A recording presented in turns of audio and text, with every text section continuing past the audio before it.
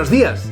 Desde siempre he querido dirigir. Ya desde niño aproveché cada oportunidad que tuve para aprender. Leí cada libro que cayó en mis manos, observaba a cada director de todas las orquestas donde tocaba, a los que veía en la televisión, en cintas de VHS. Me fascinaba y me intrigaba. ¿Por qué se mueven como se mueven? ¿Qué utilidad tiene cada gesto? ¿Por qué utilizan una batuta? Me ha llevado 30 años de fijarme, analizar, preguntarme, leer, reflexionar, probar, practicar, de andar caminos y desandarlos, de investigar diferentes disciplinas como teatro, danza, comunicación no verbal. También aprendí mucho de y con Jordi Mora, con quien aprobé mi diploma de dirección de orquesta, pero también de otros profesores como Antoni Rasmarbà, Lluís Vila, Santiago Serrate y mi profesora de teatro, Míriam Fankovic.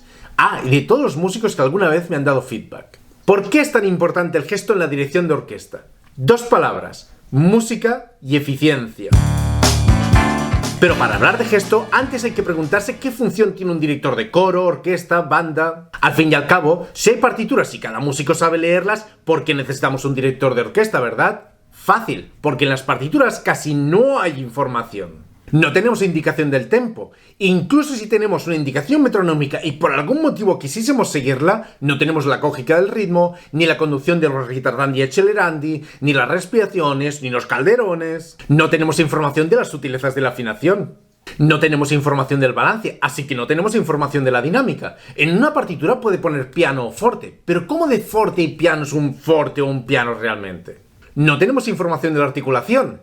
¿Cómo deben ser estas notas? ¿Más legato o más articulado? ¿Qué tipo, qué calidad de articulación? No tenemos información del timbre, pero pone oboe. ¡No me seas barato! Un oboe puede tener 50.000 timbres diferentes. Como instrumentista debo de tocar más redondo, más penetrante, más apagado, más brillante, más etéreo. Nada de esto está en una partitura. ¡Nada! Como mucho, aproximadamente. ¿Qué hacemos entonces? Alguien debe tomar decisiones.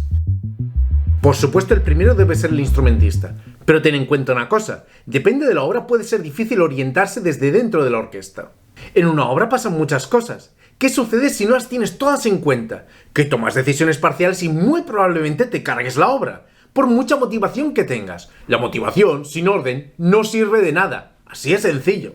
El segundo encargado en tomar decisiones después del instrumentista debe ser el director de orquesta, alguien encargado en poner en contexto lo que toca cada instrumentista. En contexto quiere decir conseguir un resultado armónico de la musicalidad de cada uno. Una orquesta donde cada músico no tiene su espacio no es una orquesta. Es un desastre de músicos peleando entre sí. Si un instrumentista ocupa el espacio de otros porque su instrumento suena más fuerte o porque toca más expansivo, hay que indicar que baje o que los otros suban o una mezcla de los dos. Lo contrario es el instrumento no ocupa su espacio. No porque al director le guste de cierta manera, sino porque lo contrario es un caos desagradable de mierda, sin fuerza, sin color, sin sabor, plano.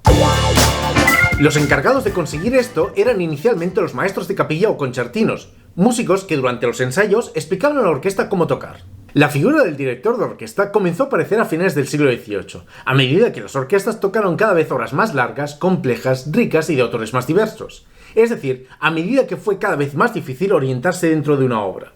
La gran mayoría de los que hoy en día se llaman directores de orquesta son en realidad maestros de capilla aún, músicos que tienen ideas y que van a los ensayos de las orquestas a explicárselas. Pero esto no es un director de orquesta, esto es un profesor o un visionario.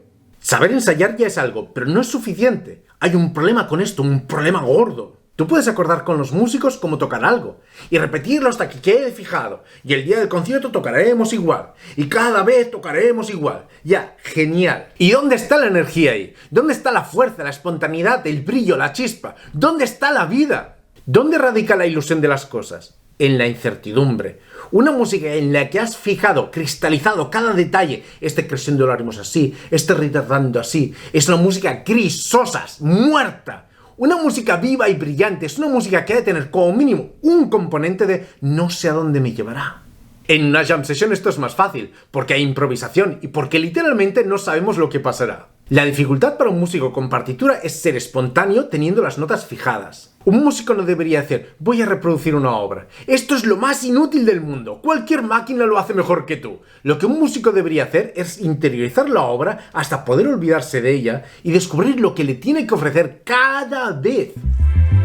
Lo contrario es, ya sé cómo se toca esta obra. ¿Cuándo dices, ya sé lo que me explica esta persona? Cuando estás aburrida de ella y ya no le escuchas. Por eso tu música suena aburrida. Pero bueno, pongamos ahora que todo el mundo en una orquesta está implicado y no solo toca sus notas, sino que además está preparado para escuchar y reaccionar al resto. Ahora viene la segunda parte, que es que no para todo el mundo va a ser fácil o incluso posible. Tú imagínate, por ejemplo, que tienes un pasaje fuerte de trombón y tienes un diálogo expresivo con otro instrumento que está ahí. ¿Crees que será fácil de escuchar? Muchas veces no. Pasamos de todo y que salga como salga, pero entonces nos cargamos el diálogo. ¿Acordamos cómo de fuerte tocarás siempre? ¿Y dónde está la expresividad si siempre es igual? Es una expresividad en conserva, precocinada. La respuesta buena es que el primer instrumento toque y tu dinámica, tu expresividad sea realmente una respuesta y no que repitas como un loro. ¿Y estás seguro de que serás capaz de calibrar tu expresividad no solo respecto al primero, sino respecto al resto también? Y por eso es tan importante el gesto, porque un buen gesto te permite ayudar a los músicos en tiempo real. Y si no, ¿qué vas a hacer? ¿Comenzar a gritar en medio del concierto? ¡No, tú más flojo! ¿O pasar de todo o ir haciendo? El gesto es súper importante. Además, ¿crees que los músicos de orquesta han ido al ensayo para escuchar tus ideas en tu linda voz o para tocar? ¿Cómo crees que se sienten cada vez que los interrumpes? Pero qué ególatra narcisista hay que ser para creer que escucharles es un regalo. ¿Y cómo se hace entonces para no parar el ensayo? Utilizando el puto gesto. ¿Cuánto tiempo, cuánto dinero perdido? Porque hay tantos que no saben utilizar estos. No exagero, las orquestas pierden cada día miles de euros porque tantos autodenominados directores de orquesta no tienen ni puta idea de gesto. En este momento hay tres posibilidades. Los que se sorprendan y digan, esto no puede ser verdad, los directores sí que controlan el gesto. Los que como yo digan, es verdad, esto pasa. Yo también practico cada día para mejorar. Y quien se indigne muchísimo, eres un hater, no tienes ni idea, bla bla bla bla.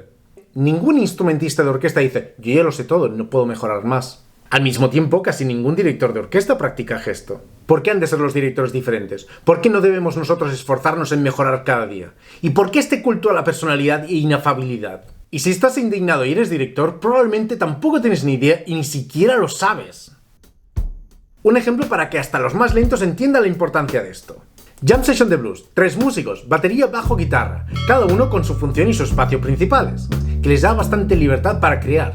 Es fácil reaccionar a lo que los otros hacen y comunicarse con ellos. Le añadimos un cantante. Es muy similar, solo que ahora el guitarrista tiene otro músico con el que repartirse la voz principal. Tendrá que tener cuidado cuándo y cómo toca para no chafar al cantante. Ahora le añadimos otro instrumento melódico, un saxo por ejemplo. Ahora guitarra, voz y saxo tienen que coordinarse para dejarse espacio. La guitarra ya no tiene la misma libertad que cuando eran 3, y aún solo son 5 sobre el escenario. Ahora le añadimos un piano.